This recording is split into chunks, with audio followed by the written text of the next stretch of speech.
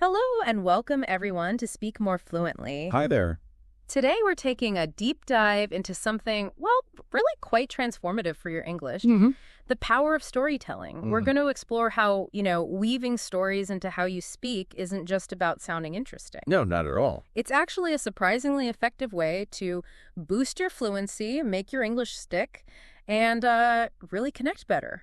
It really is. So if you're ready to move beyond, let's say, the usual grammar drills and vocab lists, Yeah, and find out how to make your English genuinely come alive. then definitely stick with us. Absolutely. It's fascinating how often we focus just on the parts of language, the words, the rules. The technical bits. Exactly. And we kind of overlook this incredibly natural, powerful tool that's, well, right there, telling a story. It's almost innate, isn't it? Right. And when you think about it, telling a story, it's not just listing events. It's like a workout for so many parts of your English. How so? Well, you're naturally using different tenses, right? You're reaching for words to paint a picture, descriptive language. Uh-huh. And showing how one thing leads to another, cause and effect. Yeah, it's real communication, pure and simple. And what's really interesting, I think, is how it pushes you to be more specific. Oh, yeah. To make a story work, you have to describe people, places, actions, so your listener can actually see it in their head. Right. It forces you to use that vocabulary actively, not just passively recognize it. Exactly. It's a very practical way to grow your active vocab. And it goes further than just words and grammar, doesn't it? Storytelling really helps build those soft skills. Oh, definitely. Skills that are just crucial everywhere. Casual chats, big presentations, even job interviews. Things like empathy, understanding how someone else might feel. Yes, and expressing yourself clearly, making an impact. All of that comes into play. So looking at the bigger picture then, a well-told story, it has real staying power. Much more than just a list of facts or figures. It sticks in your mind. And that ability to make your message actually resonate and be remembered, that feels like a key part of real fluency. It is. It's about being understood. Truly understood thoughts and feelings. Okay. So let's dig into it. What actually makes a story grab you? What are those, core ingredients? Well, usually a story that works has a pretty clear, let's call it architecture.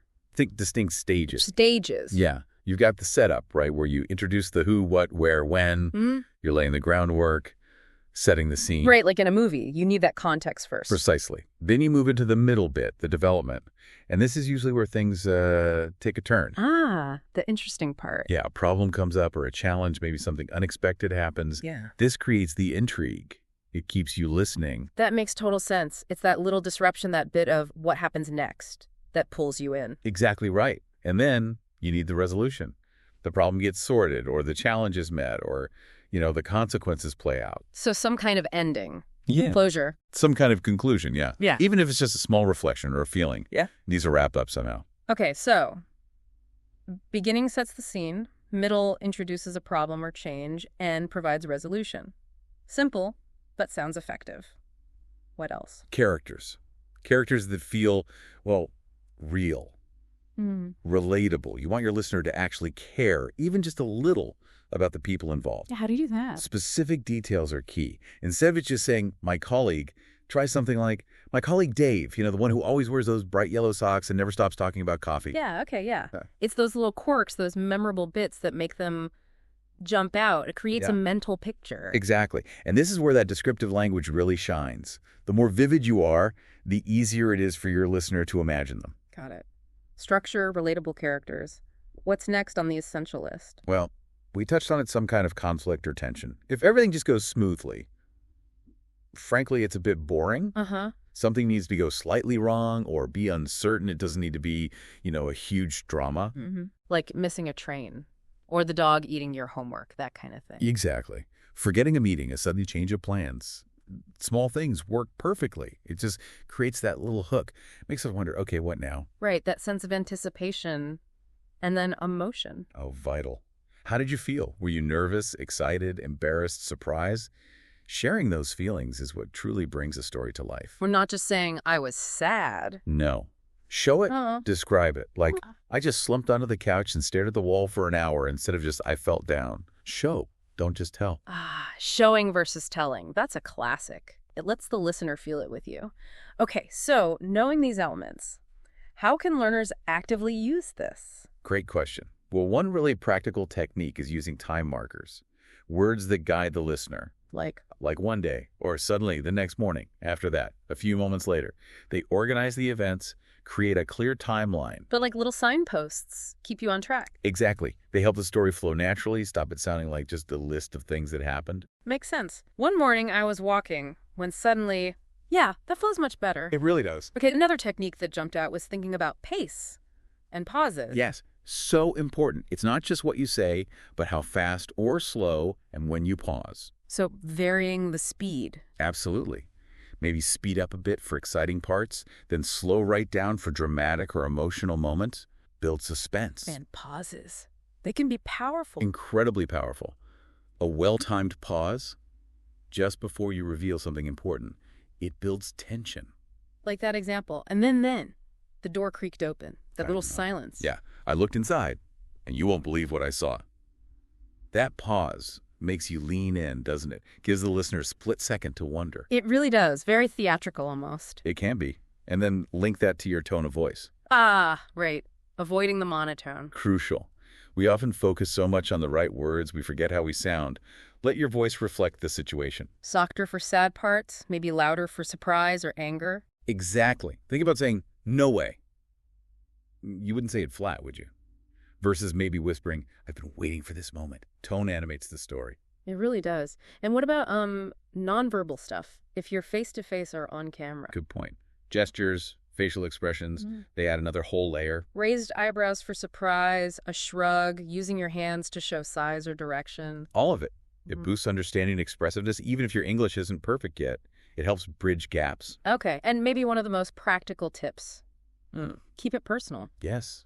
Focus on your own experiences or stories about people you know. It just sounds more believable, more natural. Because you actually lived it or close to it. Exactly. You connect with the emotion more easily. Even small, everyday things, missing your alarm, a funny misunderstanding, they make great, relatable stories. Makes sense. Easier to deliver authentically. Now, any common mistakes we should try to avoid? Pitfalls. Yeah, there are a few. We mentioned telling without showing, or describing actions rather than just stating feelings. Right. Show the anger. Don't just say, "I was angry." Precisely. Another big one is overwhelming the listener with details. Too much information. Yeah. Stick to what's essential. Does the listener really need the exact street name or the precise time down to the second? Unless it adds to the mood or the point, probably not. Keep it lean. Focus on what matter. Keep it focused. And the last one, maybe the most important, neglecting practice. Oh. Thinking it should just happen naturally. Right. Storytelling is a skill. It gets better with effort, with trying it out. Don't get discouraged if the first few times feel a bit awkward. That's good advice. It takes practice like anything else. So what are some fun ways to actually do that practice? Oh, lots of ways.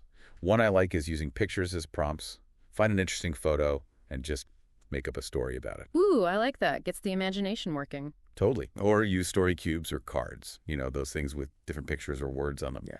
Roll the dice, pick some cards, and try to weave a story connecting all the elements they show. That sounds really creative. Good way to mix things up. Definitely. Another good one is retelling stories you already know, folk tales, maybe a scene from a movie, but in your own words. Oh, okay. So the plot is there. You just focus on the telling. Exactly. You practice delivery, vocabulary choice. And what about practicing with others?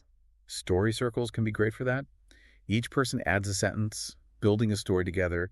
It's interactive, makes you think on your feet. And listen. Absolutely. Yeah. And finally, this one might feel a bit strange at first. Record yourself. Oof. Listen back. Yeah. Use your phone, tell a short story, then listen back. You'll notice things about your pacing, your clarity, your tone, things you wouldn't otherwise catch. That sounds potentially painful, but probably really useful. It can be incredibly valuable for self-correction and tracking progress. Highly recommend trying it. Okay, so wrapping this all up. It feels like becoming a really fluent English speaker isn't just about the grammar books and the vocab lists. Not at all. This art of storytelling, focusing on, structure, real emotion, and just the confidence to put yourself out there. Yeah. It seems vital. It's about making that human connection, isn't it? Being understood on more than just a surface level. Well, this has been genuinely insightful. Thanks for breaking down these storytelling techniques for us. My pleasure. It's a fascinating topic. And for all of you listening to Speak More Fluently, here's something to think about. How could consciously using just one of these ideas, maybe focusing more on showing emotion or using time markers better, how could that change your very next English conversation? Think about making your experiences, even small ones, more engaging, more memorable for the people you talk to. It really is about more than just speaking correctly. It's about connecting. Well said. Until our next deep dive, keep practicing and don't be afraid to share your stories.